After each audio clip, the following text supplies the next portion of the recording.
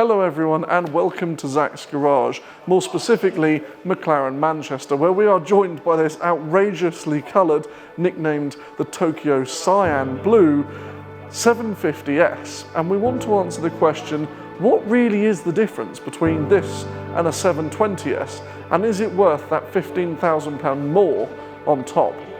Starting at the front then, let's talk about styling.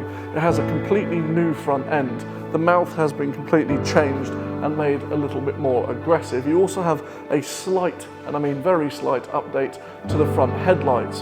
The noticeable difference, considering this isn't an LT car, is the additional front wing louvres. That is an option from factory, but it is sort of a necessity to separate this from a 720S. Now the first thing you'll notice at the back of the car then is the centre mounted exhaust. Now this is to pay homage to the McLaren P1. Obviously on the standard 720S you would usually see the twin pipes. I actually really prefer this. Also the reason for the cutout in the rear wing, it's not for heat, it's actually a much more simple reason. It's so you can see out of your rear view mirror when the wing's up. The rear wing then, it is 20% larger than a standard 720S, and yes, it is taken off the 765 LT, one of actually my favourite design cues for this car, because the one thing I always thought about the 720S, the back looked a little bit soft whilst the rest of the car looked aggressive, but with this big old ducktail spoiler with the active aero, I think it makes a massive difference. But the key changes are in fact on the inside of the car.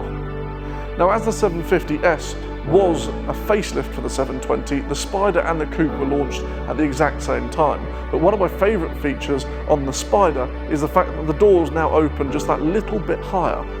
I mean, they're almost Lamborghini scissor doors, but in true McLaren fashion, quite stylish, and also offer this feature here, which we're going to get into in just a moment. Sitting in this particular car then, this car has the new optional comfort heated seats, and the original 720S had them, but this seems to be more comfortable.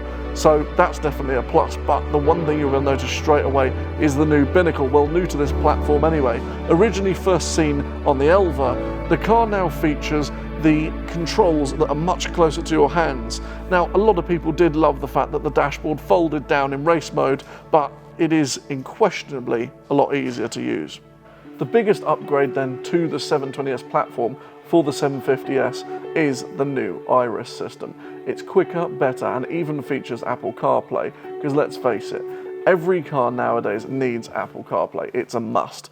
You also notice the fact that the Iris is now bigger. That means that the two-part switches that you had on the 720S are no longer there. They are featured on the binnacle in front of you. But there is also the addition of the Kiwi button. The Kiwi button, it replaces those switches, effectively becomes the active button.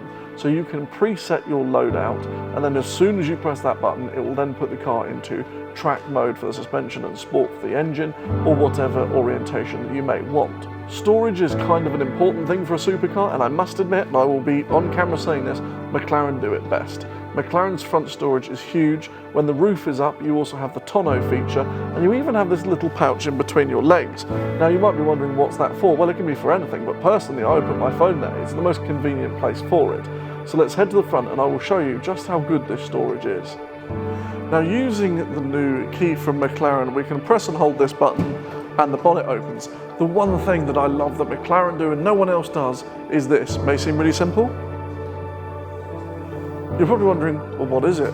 It no longer has a lever under there, so you have to fiddle around looking for it. So whenever you see someone with a supercar, just watch them trying to find that lever. It doesn't matter how long you have the car, you're always searching for it. But this boot can now hold two big travel cases.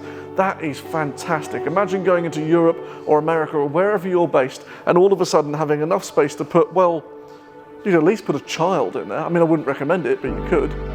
Now with the new key then, much like most cars, you can hold the lock button and it will shut the windows. But if I lock the lock button now, it will do this. That's right, in 11 seconds, it will now shut the roof for you. That is pretty cool. More storage features then. As long as you have the key in your pocket, you can open the door up and you can press this tonneau button and look what happens. The rear clam will open up. Pretty cool. So now you have extra storage in the tonneau, and don't worry, if you leave something there, next time you go to put the roof down, you have to be sitting in the car, and you also have to confirm to make sure there is nothing in the tonneau area. But as it's now hacking it down with rain, I think we're going to go hop in another 750S, keep the roof up, and talk about just how this car drives. Right, we're in the 750S, and it's time to start it up. Let's see what this thing sounds like. Kind of like a McLaren, to be fair. McLaren-esque. It's very McLaren-esque. It does sound a little bit more fruity, I feel like.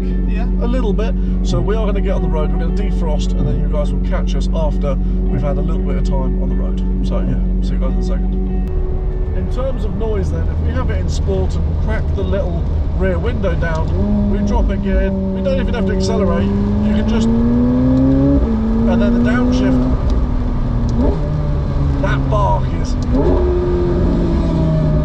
yeah, that is a lot better. Oh, and it cracks as well. Okay, this thing sounds cool.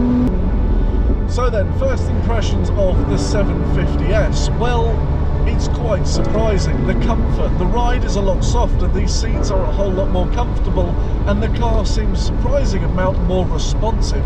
Now, considering it's only 30 horsepower more, I'm surprised I can tell the difference, but you actually can, and that's not me just saying that because I'm on video. But one of the things I truly love is the fact that you can drop this rear window, and with their new exhaust, we put it into sport mode, and you can hear the burbles, light acceleration. Listen to that noise. So we might have just come to a tunnel. Now it is definitely speed restricted, which is good, we abide by the speed limit, but we do also want to hear it, so we're going to slow down, drop a few cogs, and hopefully give you guys